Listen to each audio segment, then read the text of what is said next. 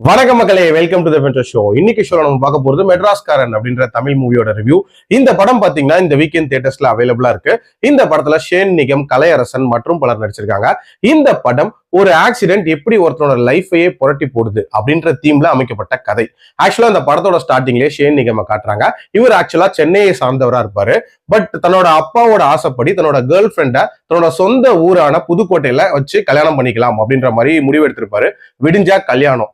நம்மால் என்ன பண்ணிருப்பாரு அப்படின்னா, தன்னோட கேர்ள் ஃப்ரெண்டை பாக்குறதுக்காக கிளம்பி போவாரு. அந்த டைம்ல எதிர்பாராத விதமா ஒரு கர்ப்பிணி பெண் மேல வந்து காரை ஏத்திடுறாரு. அந்த கர்ப்பிணி பெண் யாரு, அந்த குழந்தைக்கும் அந்த கர்ப்பிணி பெண்ணுக்கும் என்ன ஆக போகுது, கலையரசன் எப்படி இந்த கதைக்குள்ள வராரு, அண்ட் டுவர்ட்ஸ் தி எண்ட் இதுக்கான சொல்யூஷன் அப்படின்றது கிடைச்சதா இல்லையா அப்படின்ற மாதிரி நிறைய விஷயங்களை சொல்லக்கூடிய ஒரு படம் தான் இந்த படம்.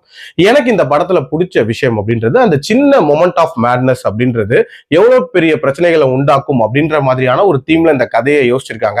அதுக்கேத்த மாதிரி அந்த ஆக்சிடென்ட் நடந்ததுக்கு அப்புறம் என்ன நடக்க போகுது அப்படின்ற ஒரு சின்ன பரபரப்பு சூப்பரா பில்ட் ஆச்சு. ஆல்சோ கலையரசனுக்கும் இவருக்கும் ஆல்ரெடி முன்னாடியே ஒரு சின்ன பிரச்சனை இருக்கிற மாதிரி காட்டியிருப்பாங்க. சோ இவங்க ரெண்டு பேரும் திருப்பி சந்திச்சுக்கும் போது எப்படி வெடிக்க போகுது அப்படின்ற அந்த எதிர்பார்ப்பும் இருந்துச்சு அப்படின்னே சொல்லலாம். பட் இந்த எதிர்பார்ப்பு எல்லாமே ஃபர்ஸ்ட் ஹாஃப் ஓடயே முடிஞ்சிருச்சு அப்படின்னே சொல்லுவேன். அதுக்கான விடை எல்லாமே வந்து ஃபர்ஸ்ட் ஹாஃப்லயே தெரிஞ்சிடும். செகண்ட் ஹாஃப் பொறுத்த வரைக்கும் more of a kill trip அப்படின்ற மாதிரி தான் கொண்டு போயிருப்பாங்க. பட் இருந்தாலும் நிறைய இவென்ட்ஃபுல்லான சீன்ஸ் அப்படின்றது நிறைஞ்ச மாதிரியான ஒரு செகண்ட் ஹாஃபா தான் இருந்துச்சு. கலையரசனை பொறுத்த வரைக்கும் ஒரு மாசான கேரக்டர் இதுல ரொம்ப ரொம்ப நீட்டான ஒரு பெர்ஃபார்மன்ஸை வெளிப்படுத்திருப்பாரு. ஷேன் நிகமும் சூப்பரான ஒரு நடிப்பை வெளிப்படுத்திருப்பாரு. பட் அவரோட ஆக்சென்ட் அப்படின்றதுல ஒரு சின்ன பிரச்சனை அப்படின்றது இருக்கு.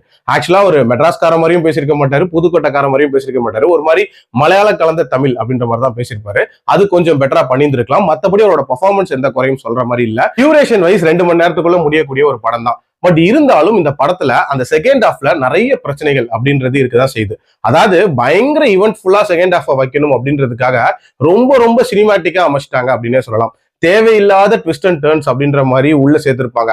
அது எதுவுமே வந்து ப்ராப்பரா இருக்காது. அது மட்டும் இல்லாம ஏகப்பட்ட கேரக்டர்ஸ் உள்ள வருவாங்க.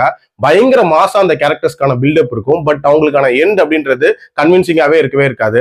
அதே மாதிரி லாஜிக் அப்படின்றது சுத்தமா இருக்கவே இருக்காது. அதாவது கலையரசனை பொறுத்த வரைக்கும் என்ன தப்பு வேணா பண்ணலாம், ஆனா வந்து அவர் மாட்டவே மாட்டாரு அப்படின்ற மாதிரி கொண்டு போயிருப்பாங்க. அண்ட் கிளைமேக்ஸை பார்க்கும்போது இதுதான் கிளைமேக்ஸ் அப்படின்னா ஏன் இவ்வளவு சுத்துனீங்க அப்படின்ற மாதிரியான கேள்விகள்லாம் எல்லாம் செஞ்சுச்சு. ஓவரால் ஐடியாவா நல்லா வந்தாலும் இது இம்ப்ளிமெண்ட் பண்ணும் போது தேவையில்லாத நிறைய விஷயங்களை ஆட் பண்ணி ஒரு மாதிரி கெடுத்துட்டாங்க அப்படின்னே சொல்லலாம். பட் ஒன்ஸ் ட்ரை பண்ணணும்னா ட்ரை பண்ணி பாக்குற மாதிரியான ஒரு படம் தான். என்னோட ரேட்டிங் இந்த படத்துக்கு 2.75 out of 5. அடல்ட் கண்டென்ட்டை பொறுத்த வரைக்கும் மைல்டா வயலண்டான காட்சிகள் இருக்குமே தவிர மற்றபடி பார்க்கலாம். மீண்டும் அடுத்த விமர்சனத்தில் சந்திக்கிறேன். நன்றி.